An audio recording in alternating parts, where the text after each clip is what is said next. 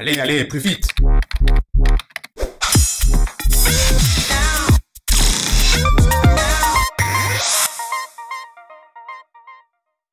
Les comportements fautifs de l'employeur, en ce qui concerne l'exécution du contrat de travail, ont été pendant très très longtemps caractérisés par le fait de ne pas exécuter les obligations liées au contrat de travail tel qu'il existait.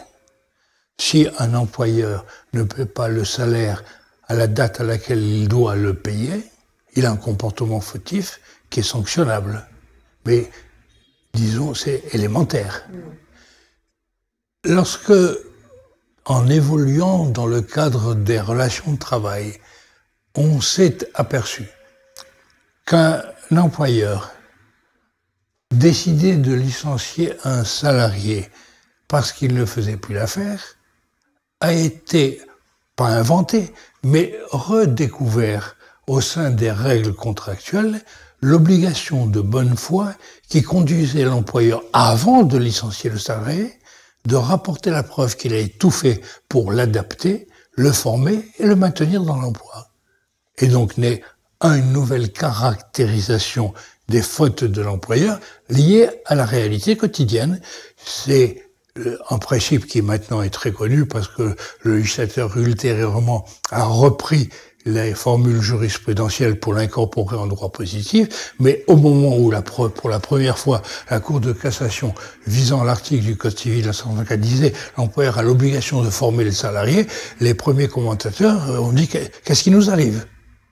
C'était le fruit des combats, bien évidemment, des salariés et des juristes de salariés pour obtenir à cet arrêt de la Cour de cassation qui ne fait que juger que les affaires qu'on lui présente.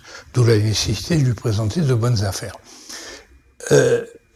Pour continuer dans l'évolution des choses, et pour arriver à notre problème actuel, qui est celui de la maltraitance, quels sont les mécanismes de maltraitance qui peuvent être retenus à faute à l'encontre de l'employeur? Alors, les plus classiques, mais c'est difficile d'en faire le bilan, hein, il y a tout un catalogue. Il y a au niveau du travail, ou on ne donne pas de travail, ou au contraire on donne trop de travail. Dans les deux cas, il y a faute. Dans le premier cas, c'est connu, c'est le problème de la placardisation. C'est connu depuis plus longtemps que le reste, mais tout simplement parce que c'est l'ORTF qui a inventé la placardisation à l'égard de journalistes, et ça a été très connu. Premier élément dans les mécanismes, c'est effectivement lié au travail. Deuxième élément, on donne du travail, mais on ne donne pas les moyens de faire le travail. C'est un comportement fautif. Troisième situation, on modifie, sans l'accord du salarié, alors qu'il s'agit d'un élément essentiel de son contrat de travail, les conditions de travail et on lui impose, de gré ou de force, de travailler autrement. C'est un nouveau comportement fautif qui prête à sanction.